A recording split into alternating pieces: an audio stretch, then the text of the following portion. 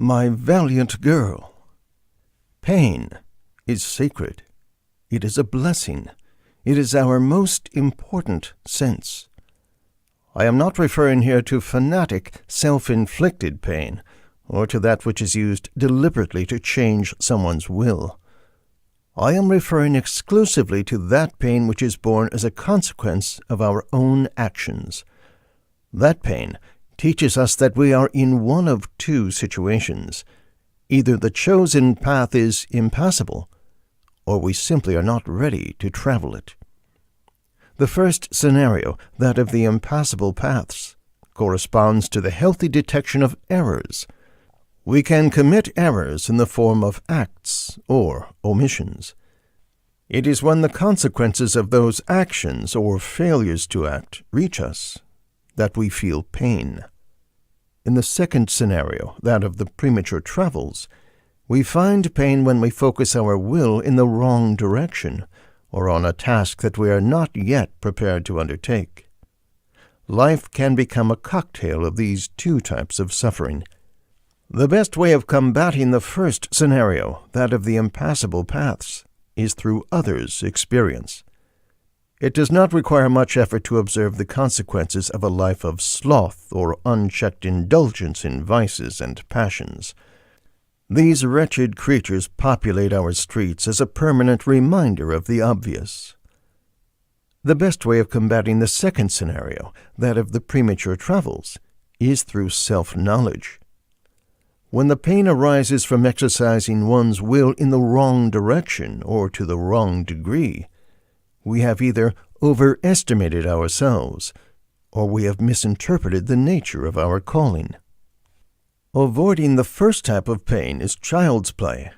Avoiding the second type of pain is a job for grown-ups.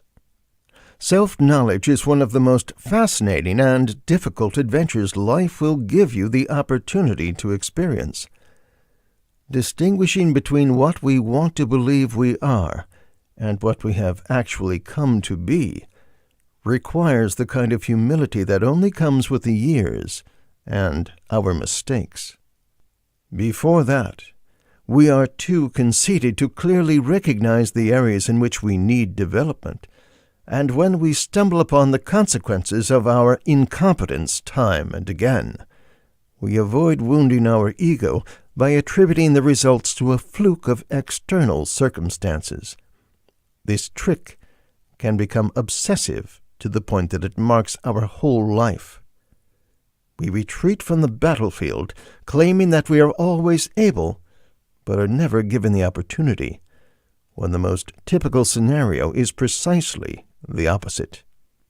When we recognize that abilities can be expanded, and when we submit ourselves to graduated, realistic goals that exercise and stimulate those abilities, we realize that we cannot keep up with all the opportunities.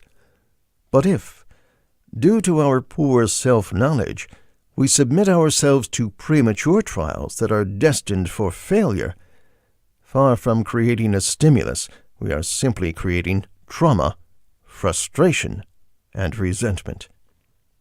Mete out the pain in such a way that it is bearable, constructive, and stimulating. However, pain is not always a direct consequence of our short-term actions. At times, the position we have put ourselves in brings about pain that is first caused by third parties.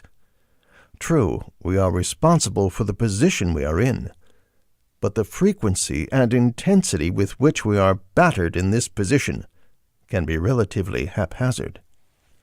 There is no cure for that type of pain, and the more we love ourselves and depend on a sense of fairness, the more devastating the battering we receive by these means will be.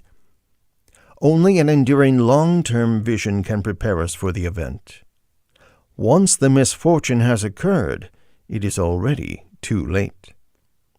This stoic tolerance must be incorporated into our character well before the loss. Wake up each day with the conviction that your current resources are a fragile fantasy, and be prepared to change your absolute goals if those resources end up being mutilated. In any case, development and heroism are born of relative goals.